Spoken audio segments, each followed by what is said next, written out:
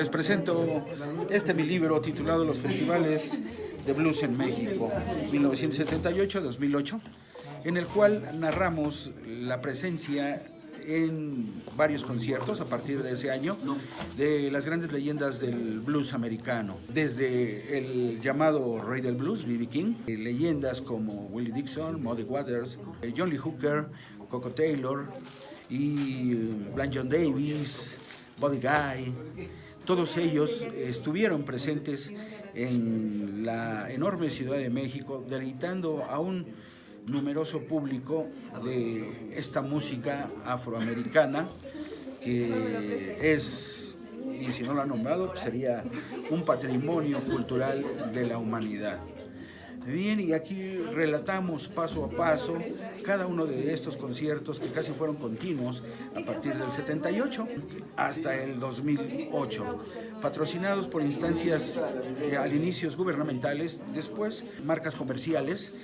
Todos ellos fueron un éxito y este trabajo periodístico reúne la crónica de todos esos años. Por supuesto, también tiene una introducción histórica a esta música, tiene también biografías de los que nos visitaron, un apartado también con discografía y de videos que ustedes pueden consultar para conocer sobre este género musical. Con el tiempo se convirtió en todo una corriente que influyó a las grandes bandas de rock, llámense como se llamen, va desde Led Zeppelin, The Rolling Stones, Beatles, Yardbirds, The Doors, Creedence Clearwater Revival, todas esas también ya leyendas del rock abrevaron de esta fuente de música negra que los convirtió a la postre también, fue su raíz, fue su inspiración en las grandes estrellas de rock que ya mencionamos.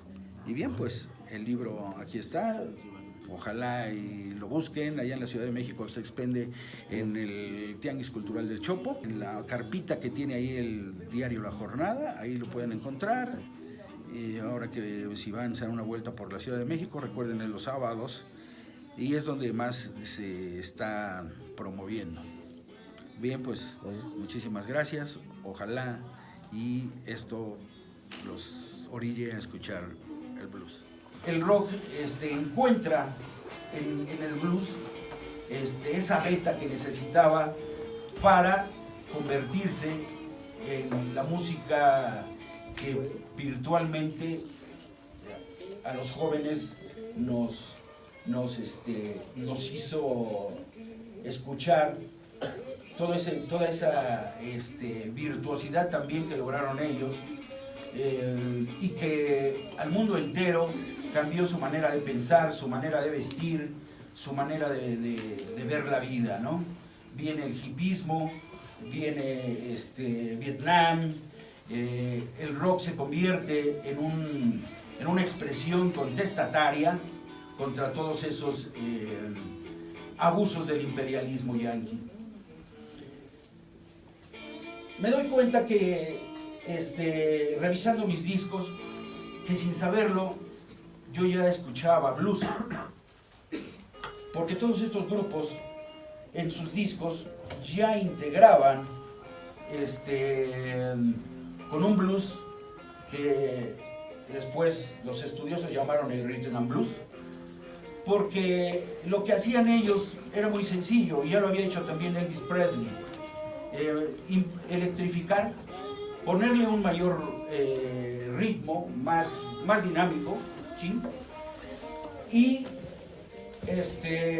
uno de los primeros éxitos justamente de Elvis Presley fue el Hound Dog, el perro callejero, que era una pieza que había hecho o que había ya grabado Big Mama Thornton, una blusera, pero que pues bueno, ahí nuevamente estamos ante un hecho igual de marginación, ¿no? No podía ser estrella de la nueva música un negro, como sucedió, tenía que ser un blanco, ¿no? y ese fue Elvis Presley, con carisma, con cierta voz, pero que de alguna manera se fusilaba casi por entero la música de los negros, y no nada más la música, los movimientos en el escenario, esa postura agresiva en el escenario, esa postura que lo hizo ser quien llegó a ser, y que lo llamaron el rey del rock and roll. Sin embargo, se quedaban en el olvido los verdaderos creadores, los verdaderos inventores del rock and roll, como fue por ejemplo Chuck Berry, Little Richard, Fats Domino, y les puedo mencionar por ahí a otros que fueron virtualmente los que dieron vida al rock and roll. Pero les repito nuevamente, ¿no? En un país extremadamente racista como era los Estados Unidos, no podía ser el rey del rock and roll un negro. No podía ser el reconocido con este estatus, sino un blanco. Y bueno, pues los demás quedaron, no quedaron en el olvido. Obviamente no tuvieron las regalías, no tuvieron abiertas los medios de comunicación, como era la radio, que bueno, ya estaba en auge, como era igual el cine, como eran las grabadoras de discos de aquellos años. Por supuesto que a veces no les daban chance ni de pasar a los estudios, por el simple hecho de ser negro, no les daban chance mucho menos tampoco de difundir en los medios como la radio, solamente en radios muy locales, en estaciones muy locales, y bueno, solamente algunos lograron salir a la fama y hacer cierto dinero, como fue justamente Chuck Berry, Domino, y los bluesmen, pues bueno, muy pocos, B.B. King, Muddy Waters, Johnny Hooker, pero se perdieron más de un centenar de grabaciones de músicos que tenían la calidad suficiente como para haber creado una corriente avasalladora, ¿no? en cuanto a este tipo de música. Afortunadamente, allá por 1978, el señor Raúl de la Rosa, quien tampoco no tenía mucho conocimiento del blues, pero querían traer música para jóvenes. Sin embargo, recuerden, después de 1969, que se celebra el Festival de Avándaro con música de rock nacional, queda satanizado esta corriente del rock.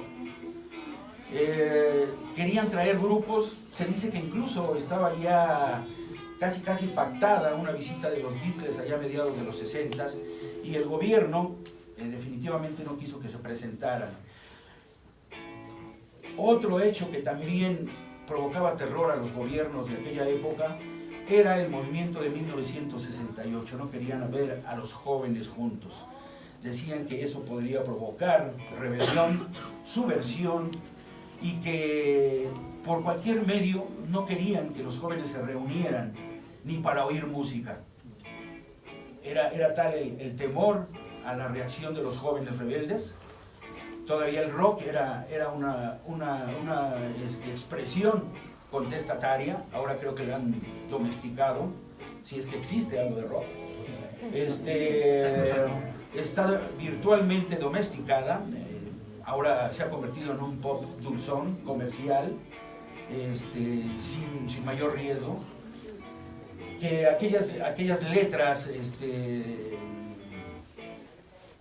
obviamente contestatarias, como lo hacían los Rolling Stones con El Peleador Callejero, con los mismos Beatles con Revolution, y algunas otras piezas que estaban en la mejor época del rock, allá por la segunda mitad de los años 60. Y el señor Raúl de la Rosa se fue a Chicago, no a traer músicos de rock, porque sabían que no se los iban a dejar permitir pasar. Pero decía, pues yo tengo que traer música para jóvenes, ¿no? Y ya los rucos, pues ya están rucos, no les interesa el rock, no les interesa estas expresiones, pero hay una enorme cantidad de jóvenes en la ciudad, y se lanza a Chicago y se encuentra con que aunque ya habían muerto varios de los grandes exponentes del blues, como Elmore James, como Sonny Boy Williamson y otros tantos, aún quedaban grandes, ahora ya leyendas, como los ya mencionados, John Lee Hooker, Willie Dixon, Big Walter Horton, Coco Taylor, etcétera, todos ellos ya muertos, desgraciadamente, y los trae a la ciudad con el nombre de festivales de blues. Y su sorpresa fue grande porque pensaban, bueno, caray, ¿habrá público para el blues en la Ciudad de México? ¿Alguien conocerá a estos señores que prácticamente estaban en el limbo negro de la música? Y la sorpresa fue, ahora sí que fue sorpresiva, ¿no? Redundando un poco, porque pues se llenó la sala en Nezahualcóyotl los 3 días que hubo conciertos.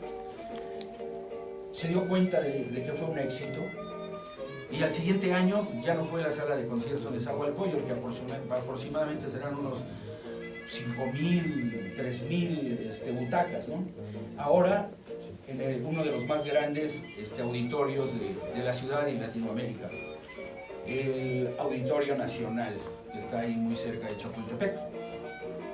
Y bueno, pues nuevamente lleno total, lleno, e incluso hubo gente que no podía entrar, y pues se da el ya bien conocido portazo, es decir, los que no tienen boleto y que a fuerza de estar ahí derriban las puertas y entran, ¿no? Entran, y además, no conformes con estar en la parte alta del auditorio, se empiezan a descolgar hacia la parte baja. Ahí había unas especies como de resbaladillas, entonces por ahí se descuelga la gente. En fin, se convierte también en algo un poco caótico y se presenta con un lleno total. Es más que eso, porque superaron el número de butacas. Y nuevamente viene a la cabeza el maestro, el poeta, el mayor compositor de blues, que era Willie Dixon. Y ahora se presenta uno de los más grandes en esta ocasión, en 1979, el anterior fue en el 78, uno de las mayores influencias en los más grandes grupos de rock, el maestro Muddy Waters, el Aguas Lodosas, aquel del cual los mismos Rolling Stones tomaron su nombre de una de sus piezas claves, que justamente así se titula, Rolling Stone. Las piedras que ruedan no producen musgo. Los Rolling Stone, cuando escuchan sus discos, se quedan fascinados con la guitarra de este hombre, con sus armonicistas, y pues lo veneran de una manera casi divina. Lo veneran y pues toman de ahí su nombre, de The Rolling Stone, que junto con Elmore James fue una de las más grandes influencias que tuvieron, y grabaron también, por supuesto, varias piezas de Muddy Waters y de Willie Dixon. Bueno, pues nuevamente les repito, el Auditorio Nacional aparentemente iba a lo mejor a tener huecos, ¿no? Pues no hubo huecos, al contrario, estaba saturado nuevamente de jóvenes. Además ya se había corrido la voz de aquel primer festival, se había corrido de que había sido todo un éxito, de que los músicos eran en verdad unos virtuosos, y todos negros en la mayoría. Yo solo recuerdo que John Lee Hooker iba acompañado con músicos blancos, muy jóvenes, pero la mayoría eran negros.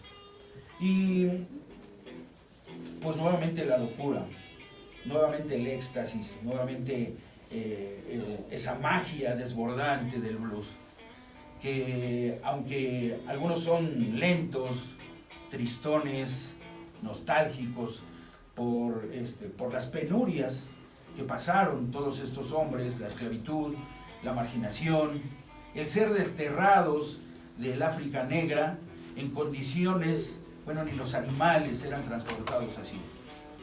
Algunos dicen que morían en el transcurso de África a América por el maltrato. Y cuando los venían enfermos, aún vivos, no les importaba echarlos vivos al mar, mutilarlos. En realidad fue uno de las crímenes de lesa humanidad más grandes que ha cometido el incipiente capitalismo allá por el siglo XVI, cuando iban por los negros como mercancía para venderlos, por supuesto, para explotarlos, como lo dice aquí Neruda, hasta reventar.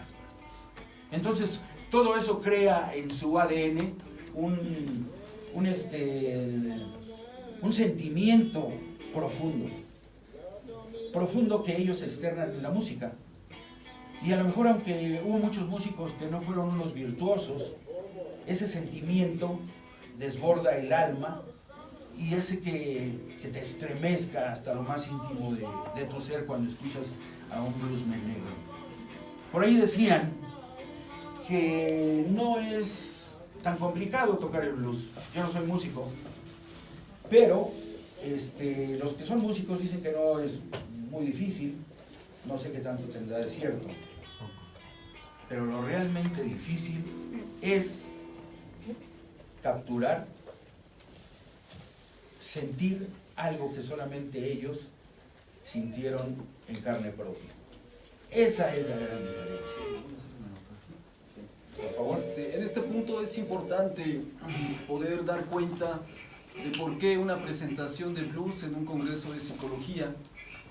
Para ello tenemos que contextualizar brevemente un concepto que ya nos es ajeno, que es la esclavitud.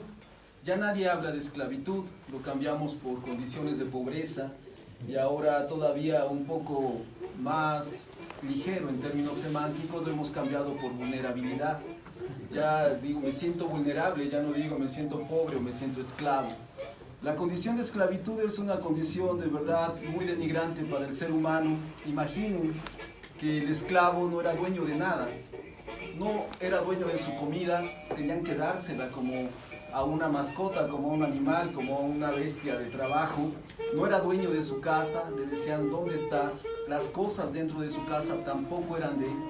Hay narraciones en donde el esclavo viene de una jornada de 16 horas de trabajo, regresa a su campamento y el amo le avisa, y eso es entre comillas el amo, porque es el capataz quien le avisa: hoy hemos vendido a tu hijo, hoy hemos vendido a tu esposa, jamás la van a volver a ver. Todo ese sentimiento que tiene contenido el esclavo, cuando te sientes frustrado, sientes que nada te pertenece, que no está en tus manos, lo que hoy llamamos variables distales, que no están en tus manos, toda esa frustración ni siquiera era libre de expresarla, porque la palabra estaba censurada. Si él se expresaba, entonces era castigado, era golpeado, y de ahí surge su necesidad de expresión, una expresión a través de gritos, porque ellos no eran músicos, no estudiaron música. Ellos tenían solo una necesidad de algo que es biológico, que es cantar, es decir, es gritar. De hecho, cuando los traen de África, se dice que ahí nace el blues, porque es el primer grito necesario de libertad, de tanto que han sufrido durante el traslado. Entonces, la nota blues viene a ser sin decirlo textualmente, viene a ser una contraparte de la nota académica europea, que es muy métrica, es muy medida, que ya tiene su lógica, tiene su matemática. Ayer escuchamos parte de esa expresión, que es otra forma de música, todos coordinados, medidos, no hay libertad para la espontaneidad, para decir lo que se siente. Entonces, bueno, ellos lo expresan a través de la música, y la nota blues no hay una traducción exacta, se asocia con los espíritus azules que los negros dicen ver cuando están tristes, cuando están nostálgicos, cuando sienten que no vale la vida lo que cuesta. Dentro de esa nota blues hay un mensaje oculto que hemos intentado traducir, pero que, bueno, de entrada se sabe que no es posible. Hay un mensaje cuando te está yendo muy mal, cuando estás derrotado, cuando ya no vale nada la pena, cuando sientes que estás en las últimas con tus últimas fuerzas, aferrándote a la vida. Hay un mensaje en esa nota blues que es nunca te rindas. Entonces el negro se sostiene a pesar de no tener nada en el mundo, de no ser dueño de nada. Entonces es una miseria lo que les pagan por sus grabaciones. Ellos tampoco usaban instrumentos. Un palo de escoba, lo más semejante ahora por decir un palo, un alambre y con un cuchillo tocando. Es lo que refieren cuando empiezan a escuchar la nota, los académicos, la nota blues. Cuando escuchan el sentimiento, el desgarrarse, que es la expresión y que da la posibilidad de todo el abanico de géneros que ahora escuchamos. Esta canción que está sonando, que es la Marcha de los Santos, que nosotros generalmente la asociamos a un circo, a una fiesta, que la asociamos a un momento agradable, en realidad es una música fúnebre, es para enterrar a los negros que habían muerto. Claro que es otro ritmo y ahora ya más medida, ya es métrica, ya no es la expresión que antes se tenía. Bueno, el mensaje es nunca te rindas. Nosotros los psicólogos que sostenemos a las personas que piden nuestra atención, debemos tener ese mensaje. Se dice que el blues tuvo un hijo rebelde, que fue el rock. También se dice que tuvo un hermano culto, académico, que fue el jazz. Y se empieza a asociar todavía cuando se tenía la decencia de respetar el origen de esos géneros, actualmente se desconocen. Entonces una de las intenciones de invitar a Arturo, que ha recopilado muy bien cómo se ha formado o cómo se ha presentado el blues en México, pues es que ustedes también se interesen un poco por esta música y la relación que tiene con la necesidad de expresarse. Ejercer la libertad no es hacer lo que uno quiera, ejercer la libertad es poder elegir qué quieres hacer. Y entonces esa es una diferencia que a través de la música la gente de piel negra logró en su momento expresar. Ahora, ayer que platicábamos, cuando estábamos degustando un poco de música de blues, platicábamos que ya en Chicago incluso los negros sienten cierto rechazo por su propia música, por su propio origen, pero es un efecto general de a veces olvidar lo que ha pasado en nuestra historia. Entonces, bueno, recuperar un poco esa necesidad de expresar, y que no siempre la palabra nos va a dar esa posibilidad. Nosotros los psicólogos que siempre hablamos usando la palabra, también podemos hablar usando la música. Tienen opciones de musicoterapia, tienen opciones de expresión artística, todo ello es uno de los motivos por el cual la presentación de blues hoy hemos pedido a Arturo que comparta con nosotros. Es una pequeña anotación, más adelante continuamos adelante. Excelente participación. Gracias. Bien, retomando ahorita otras ideas que él planteó. Bueno, ¿cómo llega el blues a Europa? Por medio de los marineros, principalmente mercantiles, llegaban principalmente a Inglaterra, que era con que había mayor nexos comerciales con los Estados Unidos. Y esos marineros llevaban entre sus cosas de viaje, aquellos viejos discos de vinil para intercambiar con los jóvenes ingleses. Y bueno, ansiosos allá en Liverpool, en Newcastle y en otros puertos ingleses, estaban por ahí John Lennon esperando que llegaran esos discos. Ansiosos, estaba por ahí Mick Jagger, estaba por ahí Eric Burdon, ansiosos por ver con qué novedades llegaban los marineros. Fue entonces cuando conocen el blues, también se infectan de blues, forman sus grupos de blues y llegan a ser más tarde los que enarbolan la bandera del rock inglés. Paradójico, en Estados Unidos casi nadie los conocía. Tocaban en burdeles, tocaban en antros de mala muerte. Algunos murieron en esos antros por peleas de ebrios, donde se bebía mucho whisky, mucha cerveza, y ya el calor de las copas, pues saben, se calentaban los ánimos, y había incluso algunos músicos murieron en esos antros oscuros de Chicago, del Mississippi. Y repito, tocaban en los lugares más, en la podredumbre, ¿no? de los guetos negros. Cuando son reconocidos, son conocidos por medio de los discos a principios de los 60 o quizá un poquitito antes, esos jóvenes empiezan a difundir el blues, se empiezan a prestar los discos, se empieza a ser popular, y llega un momento que allá en Europa dicen, bien, tenemos que traerlos. Ellos sí todavía tuvieron la oportunidad de hacer más, de difundirlo y llevar a esos grandes músicos. Tuvieron esa oportunidad y ¿cuál es su sorpresa cuando los invitan? Pensaron que iban a invitar a tocarlos igual a unos antros ahí de mala muerte, pero no.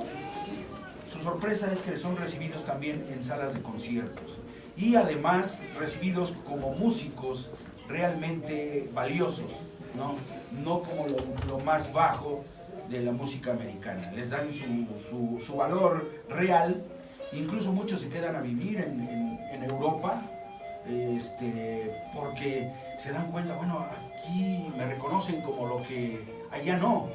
Acá sí soy un artista, allá soy un pelado más de la escala social americana. Y bueno, pues continué yendo de ahí, ya no me despegué de los festivales de esos. Después de ver esos 3 primeros ya no me despegué para nada. Después vinieron músicos valiosísimos, B.B. King, considerado el rey del blues, Buddy Guy, que también es una de las leyendas, que era muy joven pero aún vive, se puede decir que ya nada más vive él, y el mencionado Billy Branch. A la fecha de repente llega a la Ciudad de México con su solo, aquí ya le ponen músicos que lo acompañan. Después de un tiempo me di cuenta que yo ya estudiando o saliendo de la Facultad de Ciencias Políticas y Sociales, la carrera de periodismo, me di cuenta que tenía yo material suficiente para dar testimonio de todo esto que me había tocado vivir. Gustosamente y afortunadamente me había tocado vivir. Tenía yo programas de mano, tenía recortes de periódico, y dije, bueno, pues creo que hace falta hacer un libro, un testimonio que para a las generaciones que vengan sepan que en este país, en la Ciudad de México, e incluso también en algunas provincias llegaron a tocar estas leyendas, y me puse a escribir este libro.